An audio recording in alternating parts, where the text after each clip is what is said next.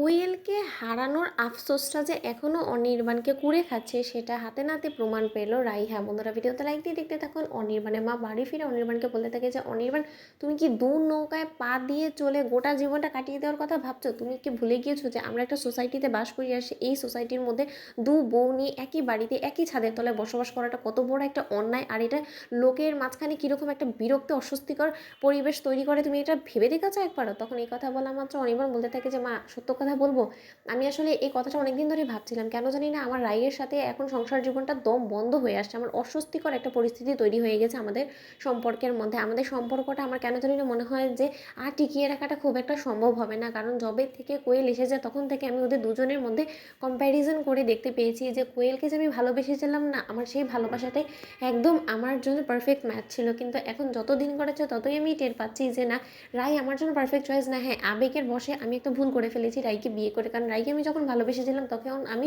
শুধুমাত্র ওর উপরের রূপটা দেখে ওকে ওকে ভালোবেসেছিলাম, ওর প্রেমে পড়ে গিয়েছিলাম। কিন্তু কোয়েলকে যখন আমি ভালোবেসেছিলাম তখন কিন্তু ওর অন্তর থেকে আমি ওকে দেখেছিলাম, আর ওর মতন একটা মেয়ে যে আমার জন্য একদমই কম্প্যাটেবল ছিল সেটাও আমি বুঝতে পেরেছিলাম। কিন্তু এখন আমি দেখতে পাচ্ছি যে ওদের দুজনকে যদি আমি এক জায়গায় দাঁড় করাই না, তাহলে আমার জন্য যদি তুমি আমাকে জিজ্ঞেস করো যে আমার জন্য বেস্ট ম্যাচকে, তাহলে আমি বলবো কোয়েল। আর রাই কোনোদিনও আমার যোগ্য ছিল না, এই জিনিসটা তুমি অনেকবার আমাকে বোঝানোর চেষ্টা করেছো। হ্যাঁ, আমি মানছি যে তখন আমি কোনো কিছুই বোঝার চেষ্টা করিনি, তখন যে আমার মাঝে কী কাজ করছিল আমি কিছুই বুঝতে পারছি না। তখন যদি আমি আমার চোখটা খুলে একবার অন্তত বোঝার চেষ্টা করতাম, তাহলে হয়তো বা রাইকে বিয়ে করে আমি নিজের পায়ে নিজে এরকম করে কুড়োল মারতাম না।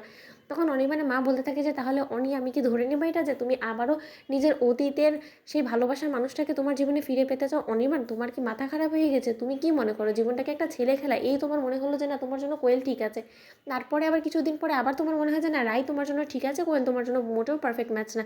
এরকম করে জীবন হয় না অনির্বাণ। এরকম করে তুমি যদি জীবন চালাতে চাও তাহলে আমি বলবো যে তুমি গিরগিটে পরিণত হয়েছো। তোমার লজ্জা করছে না এসব কথা বলতে?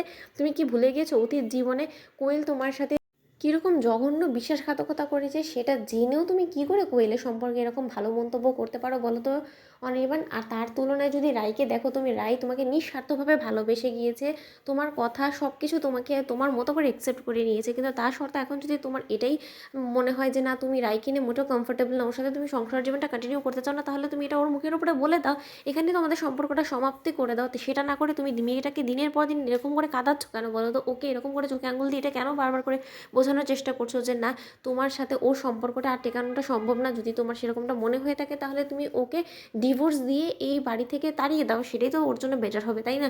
এরকম করে কোয়েলের সামনে ওকে রেখে তুমি দিনের পর দিন কম্প্যারিজন করবে আর ওকে অপমান অসম্মান করবে, সেটা মেয়ে হিসেবে আমিও সহ্য করবো না অনির্বাণ। তো বন্ধুরা ভিডিওটি ভালো লেগে থাকলে লাইক এবং শেয়ার করে সাবস্ক্রাইব করতে ভুলো না।